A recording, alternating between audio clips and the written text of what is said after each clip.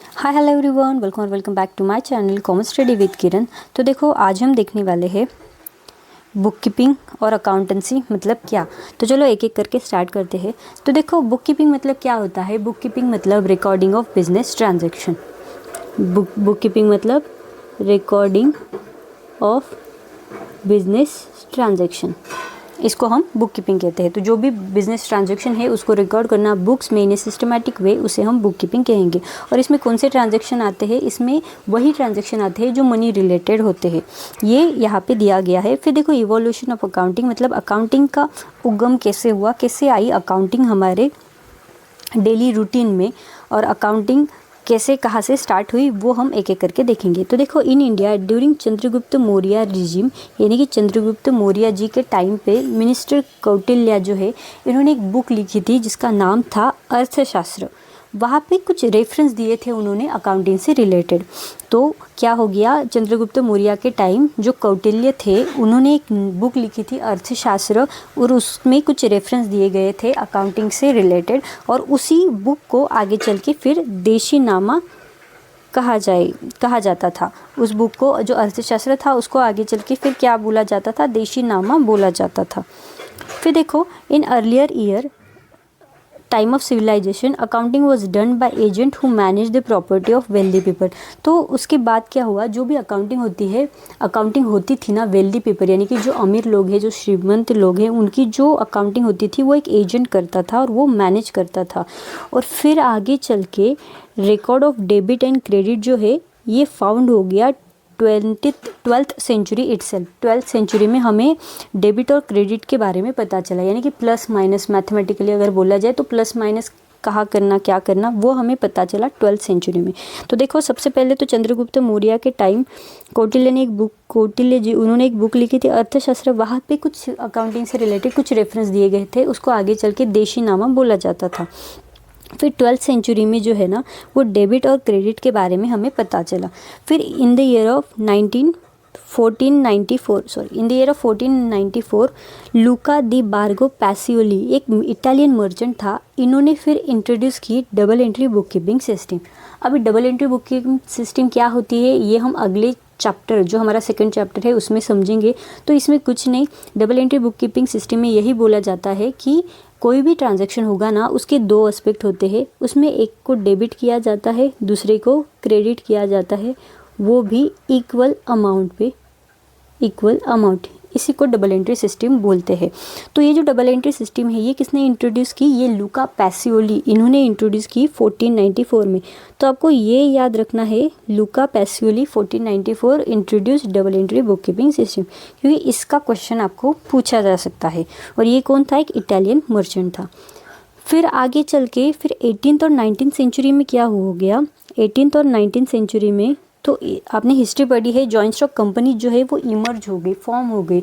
और उसके बाद क्या हो गया, बहुत सारे ट्रांजैक्शन होने लगे, बहुत सारे बिजनेस, लार्ज स्केल ऑपरेशन होने लगे, बिजनेस ट्रांजैक्शन होने लगे। फिर उसको, ये ट्रांजैक्शन को मैनेज करने के लिए, सीक्रेसी मेंटेन करने के लिए, प्राइवेसी मेंटेन करने के लिए एक चीज़ को इंट्रोड्यूस किया गया। और उन्होंने बोला कि ओनरशिप और मैनेजमेंट को हम सेपरेट रखेंगे। उन्होंने क्या बोला, जो ओनरशिप होगी ना, ओनरशिप और मैनेजमेंट ये सेपरेट होगा। और ये जो कॉन्सेप्ट है ये 18th और 19th सेंचुरी में जो है वो इंट्रोड्यूस हो गया। इसका ये क्यों इंट्रोड्यूस हुआ, क्योंकि प्राइवेसी मेंटेन रखने, क्योंकि जो ओनर के डिसीजंस होंगे, वो ओनर के डिसीजन अगर मैनेजमेंट को पता चले तो आगे चल के वो फ्रॉड करने की भी चांसेस होते हैं, कुछ भी हो सकता है।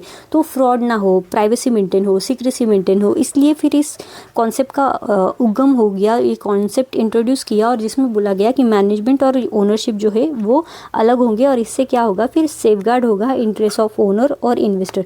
जो भी लोग पैसे इन्वेस्ट करते हैं बिजनेस में, या फिर जो ओनर है, उसका इंटरेस्ट सेफगार्ड करने के लिए इस कॉन्सेप्ट का इंट्रोड्यूस हो गया 18th और 19th सेंचुरी में। फिर 20th सेंचुरी में जो फाइनेंशियल स्टेटमेंट है ना, फाइनेंशियल स्टेटमेंट को रीड करके, उसको समझ के, उसको एनालिसिस करके मैनेजमेंट जो है वो डिसीजन लेता था।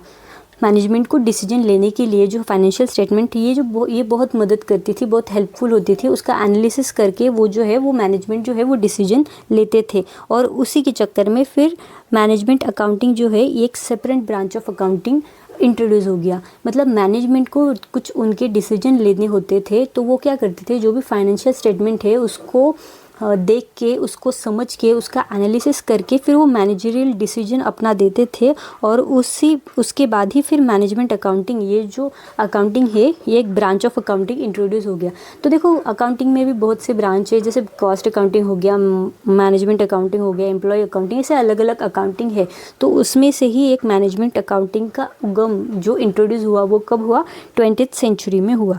फिर 20th सेंचुरी तक क्या हो गया, तब तक तो ये पूरा इंडिविजुअल सेंट्रिक, यानी कि बिजनेस, कोई जो पर्सन होगा उसके रिलेटेड ही चलता था। उनका बेनिफिट, उनको प्रॉफिट कितना होता है, लॉस कितना होता है, वो सिर्फ खुद के बारे में सोचते थे, खुद के बारे में ही वो होता था। पर 20th सेंचुरी में फिर evolution gradually develop into social response. फिर 21st सेंचुरी में क्या हो गया, एक सोशल रिस्पॉन्सिबिलिटी अकाउंटिंग, ये कॉन्सेप्ट फिर इंट्रोड्यूस हो गया। इसका बोलना क्या था कि आप खुद के लिए तो कर ही रहे हो, जो भी कमा रहे हो खुद के लिए तो कमा रहे हो, पर आपका फ़र्ज़ है कि सोसाइटी के लिए भी आपको कुछ करना पड़ेगा, करना होगा। इसके लिए, इसी वजह से फिर सोशल वर्क के लिए कुछ आप पैसे दो, कुछ इन्वेस्ट करो, इसलिए सोशल रिस्पॉन्सिबिलिटी अकाउंटिंग जो है ये कॉन्सेप्ट, ये अकाउंटिंग जो है ये इंट्रोड्यूस हो गई। आगे चल के जब आप ग्रेजुएशन में जाओगे ना, आपका 12th हो जाएगा, जब ग्रेजुएशन करोगे तब आपको एक कॉन्सेप्ट आएगा CSR, यानी कि कॉर्पोरेट सोशल रिस्पॉन्सिबिलिटी। ये CSR के अंडर ना हर एक कंपनी को कुछ अमाउंट जो है वो देनी पड़ती है, वो रखनी पड़ती है, CSR एक्टिविटी को वो देनी पड़ती है, यानी कि सोशल रिस्पॉन्सिबिलिटी, उनको भी कुछ काम करना पड़ता है। ये आप आगे चल के देखोगे। और इसी से रिलेटेड फिर सोशल रिस्पॉन्सिबिलिटी अकाउंटिंग जो है ना, ये 21st सेंचुरी में इंट्रोड्यूस हो गई है। तो आई होप आपको समझ में आ गया होगा क्या क्या देखा है हमने। देखो बुक कीपिंग क्या है वो तो पता है, रिकॉर्डिंग ऑफ बिजनेस ट्रांजैक्शन और only money and money worth जो है वो उसमें रिकॉर्ड होते हैं। फिर अकाउंटिंग कैसे इंट्रोड्यूस हो गई, इवोल्यूशन ऑफ अकाउंटिंग कैसे हुआ, तो देखो ड्यूरिंग चंद्रगुप्त मौर्य, कौटिल्य है, उन्होंने क्या किया, एक अर्थशास्त्र नामक एक बुक लिखी जिसमें उन्होंने कुछ रेफरेंस दिया था अकाउंटिंग से रिलेटेड, उसको ही फिर आगे चल के देसीनामा बोला गया। फिर 12th सेंचुरी में record of debit and credit जो है वो फाउंड हो गया, यानी कि प्लस माइनस कि कहाँ पे प्लस करना, कहाँ पे माइनस करना, मैथमेटिकली समझने के लिए हम ऐसे समझते हैं, वो फाउंड हो गया 12th सेंचुरी में। फिर उसके बाद लूका पैसियोली ये जो इटालियन मर्चेंट है, इन्होंने double entry book keeping system introduce की 1494 में। फिर 18 और 19 सेंचुरी में हमारे बहुत सारे ट्रांजैक्शन होने लगे, जॉइंट स्टॉक कंपनीज आ गई, तो बहुत सारे ट्रांजैक्शन हो गए। तो ट्रांजैक्शन जब ज़्यादा होते हैं तो बैंक, जो कंपनी है उसका इंटरेस्ट सेफगार्ड करने के लिए, ओनर का इंटरेस्ट सेफगार्ड करने के लिए, प्राइवेसी मेंटेन करने के लिए, फ्रॉड ना हो इसलिए, सीक्रेसी मेंटेन करने के लिए जो है ये कॉन्सेप्ट का इंट्रोड्यूस हुआ। और उसमें बोला गया कि ओनरशिप जो है और मैनेजमेंट ये दोनों सेपरेट है, ये दोनों एक नहीं है, और उसके अकॉर्डिंग अकाउंटिंग करो, ये वहाँ पे बताया गया। फिर 20th सेंचुरी में देखो एक मैनेजमेंट अकाउंटिंग जो है ये कॉन्सेप्ट वो फाउंड हो गया कब, 20th सेंचुरी में। फिर 21st सेंचुरी में क्या बोला गया कि आप खुद के लिए तो बहुत सी चीज़ें कर रहे हो, पर सोशली भी कुछ करना होगा, वो भी आपकी रिस्पॉन्सिबिलिटी होगी, और इसीलिए फिर सोशल रिस्पॉन्सिबिलिटी अकाउंटिंग ये 21st सेंचुरी में इंट्रोड्यूस हो गया।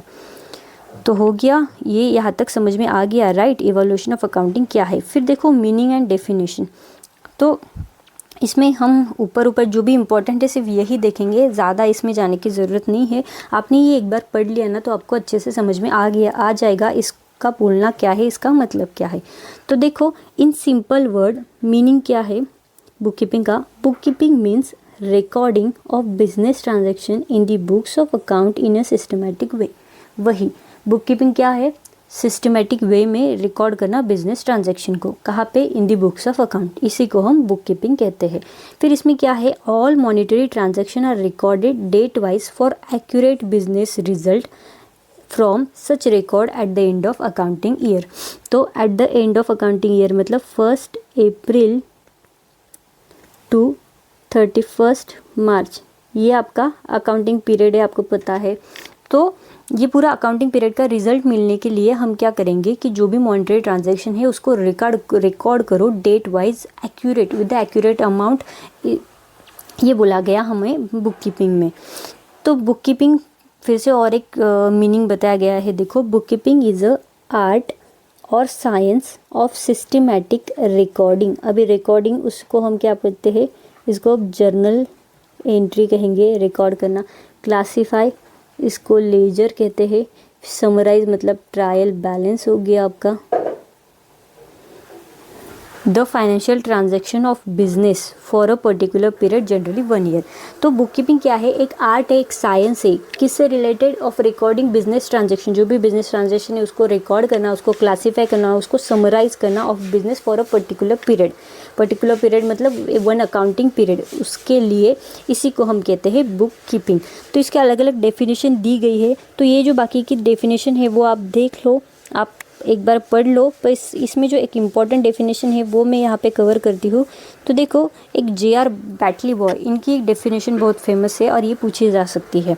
तो इन्होंने क्या बोला है, बुक कीपिंग क्या है, एक art of recording business dealing यानी कि transaction in A set of book. बस हो गई इसकी डेफिनेशन। तो ये क्या बोलता है, बुक कीपिंग मतलब आर्ट है, बुक कीपिंग एक आर्ट है, किसका आर्ट है, रिकॉर्डिंग ऑफ बिजनेस डीलिंग, यानी बिजनेस डीलिंग, बिजनेस ट्रांजैक्शन को रिकॉर्ड करने का एक आर्ट है इन ए सेट ऑफ बुक। इसी को हम बुक कीपिंग कहते हैं। ये किसका मानना है, J.R. बैटली बॉय। और इनका जो है वो डेफिनेशन बहुत इंपॉर्टेंट है, बहुत से बार पूछा जाता है। फिर देखो फीचर्स ऑफ बुक कीपिंग, बाकी के डेफिनेशन जो है आप बाद में पढ़ लो। तो देखो फीचर्स ऑफ बुक कीपिंग हम एक बार ये पढ़ लेते हैं। तो क्या क्या फीचर्स है, it is a method of recording day to day business transaction. Day to day business transaction इसमें रिकॉर्ड करना पड़ता है। उसमें भी फाइनेंशियल ट्रांजैक्शन जो है सिर्फ वही रिकॉर्ड करना पड़ता है, मतलब मॉनेटरी वैल्यू जिसमें है वही ट्रांजैक्शन हमें रिकॉर्ड करने पड़ते हैं। फिर देखो, all record prepare for specific period में, यानी कि जनरली 1 ईयर के लिए हमें वो अकाउंटिंग करनी पड़ती है, which are useful for future reference, जो फ्यूचर रेफरेंस के लिए हमें यूजफुल हो सकती है। फिर बुक कीपिंग का एक फीचर और भी है, record of transaction are based on rules and regulation. तो ये जो हम रिकॉर्ड करते हैं ना ट्रांजैक्शन, ये रूल्स एंड रेगुलेशन के बेसिस पे करते हैं। अभी ये आपको सेकंड चैप्टर में समझ में आ जाएगा, जब आप गोल्डन रूल ऑफ अकाउंटिंग पढ़ेंगे। उसमें आपको रूल्स दिए गए हैं कि किसको डेबिट करना, किसको क्रेडिट करना, पर्सनल, रियल, नॉमिनल क्या है, ये आपको तब समझ में आ जाएगा। तो यही एक फीचर है बुक कीपिंग का, record of transaction are based on rules and regulation. And last it is art of recording business transaction scientifically. तो ये क्या है, ये एक आर्ट है बिजनेस ट्रांजैक्शन रिकॉर्ड करने का साइंटिफिकली। तो ये फीचर्स आपको बताए गए हैं। फिर देखो ऑब्जेक्टिव आप पढ़ लो, कुछ नहीं, बहुत ही इजी बोला बताया है। उसमें भी इम्पोर्टेंस ऑफ बुक कीपिंग भी इजी है, आपने एक बार पढ़ लिया तो आपको समझ में आ जाएगा। कोई रॉकेट साइंस है नहीं इसमें कि आपको समझ में नहीं आए। फिर भी अगर समझ में ना आए तो आप कमेंट करके बताना, मैं उसके रिलेटेड फिर वीडियोज़ बना दूँगी। फिर देखो यूटिलिटी ऑफ बुक कीपिंग, यानी कौन कौन किस किस के लिए जो है ये बुक कीपिंग इम्पॉर्टेंट है। तो जैसे कि ओनर है, मैनेजमेंट है, इन्वेस्टर है, कस्टमर है, गवर्नमेंट, लेंडर, डेवलपमेंट, ये भी एक बार पढ़ लो तो समझ में आ जाएगा। हाँ, फिर ये देखो, ये इम्पॉर्टेंट है, difference of book keeping and accountancy. Book keeping and accountancy का जो डिफरेंस है ये इम्पॉर्टेंट है। तो इसको एक बार देखते हैं। देखो, एक अकाउंटिंग प्रोसेस होती है जिसमें जर्नल जो रिकॉर्ड करते हैं उसी को हम क्या कहते हैं, इसी को जर्नल एंट्री कहते हैं। जर्नल एंट्री पास करना, रिकॉर्डिंग ऑफ ट्रांजैक्शन। फिर क्लासीफाई जो करते हैं उसको लेजर कहते हैं हम अकाउंटिंग प्रोसेस में। फिर समराइज यानी कि ट्रायल बैलेंस हो गया, और प्रिपरेशन ऑफ फाइनेंशियल स्टेटमेंट मतलब trading, profit and loss account और बैलेंस शीट, उसे हम क्या कहते हैं। ये हमारी एक प्रोसेस है। कोई भी ट्रांजैक्शन होता है ना, उसमें सबसे पहले जर्नल एंट्री पास होती है, फिर उसकी लेजर में पोस्टिंग होती है, फिर उसके बाद ट्रायल बैलेंस प्रिपेयर किया जाता है, और फिर ट्रेडिंग में जाएगा, पीएनएल में जाएगा या बैलेंस शीट में जाएगा, उसके अकॉर्डिंग उसकी पोस्टिंग होती है। तो ये हो गई आपकी अकाउंटिंग प्रोसेस। तो जो रिकॉर्डिंग और क्लासीफाई है ना, इसी को बुक कीपिंग कहा जाता है। अभी हमने डेफिनेशन देखी, राइट, उसमें दिया है recording and classifying of business transaction, उसी को क्या कहते हैं, हम बुक कीपिंग कहते हैं। और summarise and preparation of financial statement है ना, इसको हम अकाउंटिंग कहते हैं। इसको क्या कहते हैं, अकाउंटिंग कहते हैं। और ये दोनों को अगर कंबाइन कर दे, यानी कि बुक कीपिंग एंड अकाउंटिंग को अगर कंबाइन कर दिए तो हमारा कॉन्सेप्ट बनता है अकाउंटेंसी। यानी कि अकाउंटेंसी ये सबसे बड़ा कॉन्सेप्ट है, उसके अंडर आता है अकाउंटिंग और अकाउंटिंग के अंडर आता है बुक कीपिंग। देखो यहाँ पे मैंने बताया है बुक कीपिंग ये सबसे छोटा है, book keeping is a part of accounting, book keeping is part of accounting and accounting is a part of accountancy. तो मतलब अकाउंटिंग बड़ा है बुक कीपिंग से, अकाउंटेंसी अकाउंटिंग से बड़ा है। ये एक बार आपको समझना है। तो समझ में आ गया। रिकॉर्डिंग एंड क्लासीफाइंग उसे बुक कीपिंग कहते हैं, समराइजिंग प्रिपरेशन ऑफ फाइनेंशियल उसको अकाउंटिंग कहेंगे, और जिसमें दोनों भी होगा बुक कीपिंग एंड अकाउंटिंग, यानी कि journal, ledger, trial balance, trading, PNL, balance sheet, इसको अकाउंटेंसी कहते हैं। और अकाउंटेंसी जो है ना हमें बताता है कि अकाउंटिंग कैसे करते हैं। अकाउंटेंसी क्या बताता है हमें, अकाउंटिंग के बारे में बताता है कि हमें कैसे करनी है। तो अभी देखेंगे हम, मैंने कुछ उसमें बताया है, उससे अभी मीनिंग देखो समझने में आसानी होगी। तो बुक कीपिंग का मीनिंग क्या है, it is a concern with recording and classifying business transaction. मैंने क्या बोला, रिकॉर्डिंग यानी कि जर्नल एंट्री, क्लासीफाई मतलब लेजर। सो बुक कीपिंग में क्या आता है, जर्नल एंट्री और लेजर, इसको हम बुक कीपिंग कहते हैं। Book keeping is a concern with recording and classifying the business transaction. पर आपको यहाँ पे जर्नल और लेजर नहीं लिखना, आपको समझने के लिए मैंने वो बोला है। यहाँ पे लिखते टाइम आपको रिकॉर्डिंग एंड क्लासीफाइंग ही लिखना है ऑफ बिजनेस ट्रांजेक्शन, इसको हम बुक कीपिंग कहते हैं। पर अकाउंटेंसी में क्या आता है, recording, classifying, summarising, analysing and interpreting the financial data, इसको हम अकाउंटेंसी कहते हैं। तो अकाउंटेंसी में मैंने बोला है बुक कीपिंग और अकाउंटिंग भी आता है। अगर यहाँ पे डिफरेंस आपको बुक कीपिंग एंड अकाउंटिंग का पूछा जाता ना, तो ये दो चीज़ें आपको नहीं लिखनी थी। फिर रिकॉर्डिंग एंड क्लासीफाइंग आपको नहीं लिखना था, आपको ये समराइजिंग, एनालाइजिंग, इंटरप्रेटिंग ये आपको लिख देते तो आपकी मीनिंग जो है अकाउंटिंग का वो कंप्लीट हो जाता। पर हमें अकाउंटेंसी यहाँ पे पूछा गया है, इसलिए यहाँ पे रिकॉर्डिंग और क्लासीफाइंग भी आएगा। तो समझ में आ गया। Book keeping is concern with recording and classifying and accountancy is related with recording, classifying, summarising, analysing and interpreting the financial data. फिर स्टेज देखो, बुक कीपिंग जो एक प्राइमरी स्टेज है, करेक्ट है ना। जब तक आप लेजर और जर्नल एंट्री और लेजर पास नहीं करोगे तब तक आप आगे की फाइनेंशियल स्टेटमेंट कैसे प्रिपेयर करोगे, राइट। सो बुक कीपिंग जो है एक प्राइमरी स्टेज है, और अकाउंटेंसी जो है apart from primary stage it is include secondary stage of analysis and interpretation. Correct है, अकाउंटेंसी में दोनों भी आते हैं, क्योंकि देखो यहाँ पे मैंने बोला था, एक ही मिनट, तो ये क्या हो गई प्राइमरी स्टेज, और ये हो गई secondary stage, right. Primary stage and secondary stage दोनों भी अकाउंटेंसी में है, और ये इंक्लूड है यहाँ पे, और ये प्राइमरी और दोनों को मिला के फिर आपकी अकाउंटेंसी आती है ना। तो यही इस पॉइंट में बताया गया है कि accountancy apart from primary stage it include secondary stage also. फिर इसका ऑब्जेक्टिव क्या है, बुक कीपिंग का ऑब्जेक्टिव है, the objective of book keeping is to keep the record of all financial transaction in a proper and a systematic manner. जो भी business transaction है उसका रिकॉर्ड रखना प्रॉपर एंड सिस्टमेटिक मैनर, यही book keeping का objective है। और accountancy का ऑब्जेक्टिव क्या है, फिर अकाउंटेंसी का ऑब्जेक्टिव है, the objective of accounting is to prepare the financial statement and further communicate the information to relevant authority. Accountancy का क्या ऑब्जेक्टिव है, फाइनेंशियल स्टेटमेंट का प्रिपरेशन करना, प्रिपेयर करना, यानी कि ट्रेडिंग, पीएनएल, बैलेंस शीट, ये प्रिपेयर करना और आगे कम्युनिकेट करना रेलेवेंट अथॉरिटी का, ये ऑब्जेक्टिव है अकाउंटेंसी का। फिर इसमें कौन सा स्टाफ रिस्पॉन्सिबल है, बुक कीपिंग में जूनियर स्टाफ रिस्पॉन्सिबल होता है। क्यों, क्योंकि उसमें ज़्यादा दिमाग लगाने की ज़रूरत नहीं होती, राइट, इसलिए जूनियर स्टाफ ये संभाल सकता है बुक कीपिंग। बट अकाउंटेंसी में सीनियर स्टाफ जो है वो रिस्पॉन्सिबल होता है। फिर आउटकम देखो, इसका रिजल्ट क्या आता है, जर्नल और लेजर मैंने पहले बताया आपको, और अकाउंटेंसी का रिजल्ट है profit and loss and balance sheet.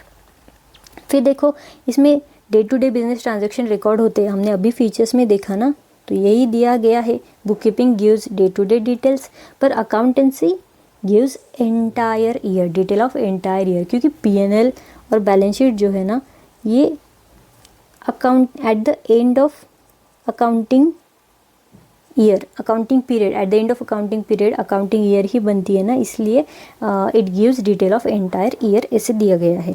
फिर एनालिसिस की कोई ज़रूरत है क्या, ज़्यादा डीप में जाने की, स्टडी करने की ज़रूरत है बुक कीपिंग में? नहीं, और ये प्रोसेस भी नहीं है, राइट। ये कुछ ज़्यादा डिटेल स्टडी करने की प्रोसेस नहीं है। But accountant use book keeping information to analyse and interpret the data then compile into the report. But accountant जो है ये अकाउंटेंसी में बुक कीपिंग का यूज़ तो करते हैं। बुक कीपिंग ये प्रोसेस नहीं है, इसमें एनालिटिकल नॉलेज की ज़रूरत नहीं है, ज़्यादा डिटेल नॉलेज की आपको ज़रूरत नहीं है, पर अकाउंटेंसी में आपको वो ज़रूरत है। फिर डिसीजन लेने में बुक कीपिंग के बेसिस पे मैनेजमेंट डिसीजन ले सकती है क्या? नहीं ले सकती। But depending on data provided by accountant the management can take a critical decision. But financial statement के बेसिस पे जो है वो मैनेजमेंट क्रिटिकल डिसीजन ले सकती है।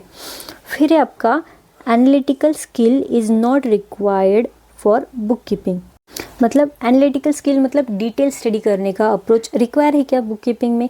नहीं, it is not required in book keeping, right, but it required in accountancy. But accountancy में ये इम्पॉर्टेंट है। तो देखो ये डिफरेंस आपको पूछा जा सकता है थियोरेटिकल क्वेश्चंस में, तो ये आपको याद रखना है। कुछ नहीं, बुक कीपिंग में क्या है? रिकॉर्डिंग एंड क्लासीफाइंग, और इसमें है recording, classifying, summarising, analyse, interpreting financial data. इसमें जूनियर स्टाफ रिस्पॉन्सिबल, इसमें सीनियर स्टाफ रिस्पॉन्सिबल। इसका ऑब्जेक्टिव क्या है? To keep a record of all financial transaction in a proper and systematic manner. और इसका क्या है? Prepare financial statement and further communicate to relevant authority. इसकी जो है वो स्टेज प्राइमरी है, और इसमें प्राइमरी एंड सेकेंडरी दोनों भी स्टेज इन्वॉल्व है। फिर इसका रिजल्ट क्या है? जर्नल एंड लेजर, और इसका रिजल्ट है P&L एंड बैलेंस शीट। ये book keeping day to day details देता है, और ये अकाउंटेंसी जो है एंटायर ईयर का हमें पता चलता है, एंटायर ईयर का इन्फॉर्मेशन। फिर एनालिसिस की ज़रूरत नहीं है बुक कीपिंग में, बट यहाँ पे है। एनालिटिकल स्किल भी रिक्वायर नहीं है बुक कीपिंग में, बट अकाउंटेंसी में एनालिटिकल स्किल इम्पॉर्टेंट है। और on the basis of book keeping management can't take a decision, but depend on data provided by accountant management can take a critical decision। But accountancy में जो financial statement होते हैं उसके basis पे management जो है वो डिसीजन ले सकती है। तो ये हो गया हमारा difference of book keeping and accountancy. तो आ गया समझ में। फिर देखो हम देखते हैं अभी अकाउंटेंसी मतलब क्या। तो अकाउंटेंसी में भी कुछ नहीं, अकाउंटेंसी जो है ना, जैसे मैंने यहाँ पे लिखा था, अकाउंटेंसी जो है ना, accountancy is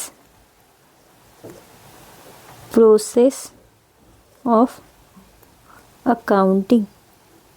ये डेफिनेशन आपको याद रखनी है बस। और अकाउंटिंग देखो, बुक कीपिंग जो है ये किसका पार्ट है? अकाउंटिंग का। और अकाउंटिंग जो है ये किसका पार्ट है? अकाउंटेंसी का। मतलब अकाउंटेंसी ये सबसे मेजर है, फिर आता है आपका अकाउंटिंग, फिर आता है बुक कीपिंग। तो यही यहाँ पे दिया गया है, book keeping is a part of accounting, correct है, ये इसका पार्ट है और अकाउंटिंग इसका पार्ट है। It is a primary stage of accounting, वो भी हमने देख लिया। It is a process of recording transaction books of account, ये भी हमारा हो गया।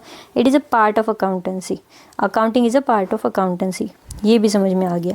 फिर accounting is a practice of classifying, recording, reporting business transaction for a business. ये एक प्रैक्टिस है, रिकॉर्ड करना, क्लासीफाई करना और उसका जो रिजल्ट है वो पहुँचाना, रिपोर्ट करना बिजनेस का, बिजनेस ट्रांजेक्शन का। ये क्या है? ये अकाउंटेंसी की प्रैक्टिस है। तो बस यही दिया गया है।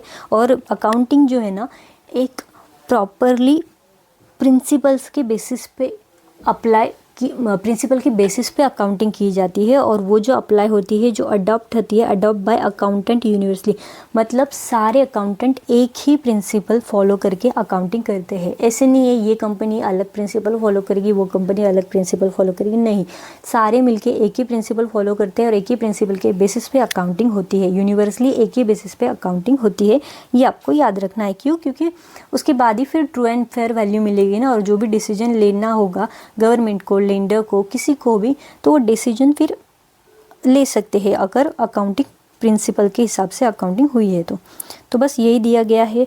और इसमें सिर्फ ये डेफिनेशन आपको याद रखनी है बाय कॉलर की।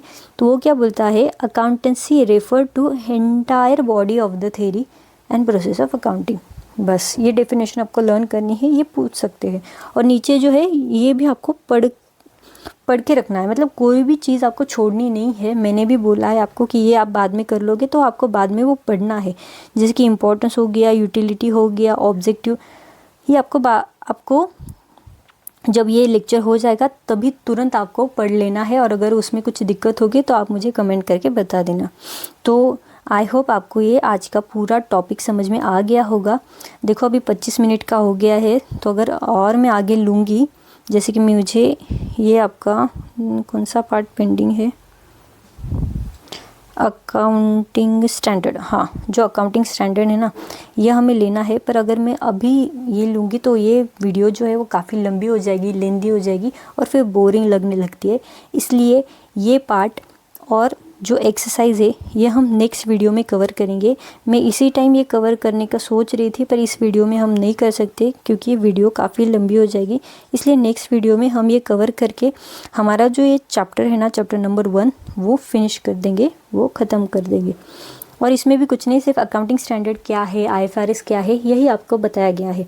वैसे देखा जाए तो अकाउंटिंग स्टैंडर्ड बहुत बड़े हैं देखने के लिए, डिटेल में स्टडी करने के लिए, बट आपकी 11th की बुक में कुछ नहीं, आपको सिर्फ अकाउंटिंग स्टैंडर्ड के नंबर और नेम ये याद रखना है। बाकी आपको ज़्यादा याद रखने की ज़रूरत नहीं है, आपने एक बार पढ़ लिया तो आपको समझ में आ जाएगा। फिर भी हम कल एक बार ऊपर से देख लेंगे, जो इम्पोर्टेंट है मैं आपको बता दूंगी। और ये एक्सरसाइज कंप्लीट करके हमारा फर्स्ट चैप्टर जो है वो हम ख़त्म कर देंगे। तो पूरा जो आज का मैंने कवर करने की कोशिश की है आपको समझ में आ ही गया होगा। और अगर नहीं आया होगा तो कमेंट करके बताना, मैं उसका रिप्लाई ज़रूर दूंगी। और हाँ, अगर आपको सच में मेरी वीडियो अच्छी लग रही होगी तो प्लीज़ प्लीज़ प्लीज़ चैनल को सब्सक्राइब कर दो, वीडियो को लाइक कर दो और अपने दोस्तों के साथ भी शेयर करो। और कमेंट करके भी प्लीज़ बताओ तो मुझे समझ में आ सके कि मुझे और इम्प्रूवमेंट की ज़रूरत है कि यार नहीं, आपको समझ में आ रहा है सारी चीज़ें। मैं जितना इजी हो सके उतनी इजी लैंग्वेज में आपको बताने की कोशिश कर रही हूँ। पर अगर आपने भी रिस्पॉन्स दिया तो मुझे भी अच्छा लगेगा और हमारा जो है ये अच्छे से पूरा हो जाएगा। एंड सॉरी, मैंने पिछली जो वीक था उसमें मैंने एक भी वीडियो नहीं डाली due to some personal reason, पर आगे ऐसे नहीं होगा। मैंने जैसे बोला था कि वीक में 3 बार जो है ये वीडियोस आपकी आ जाएगी। So that's it for today. Thank you and follow for more.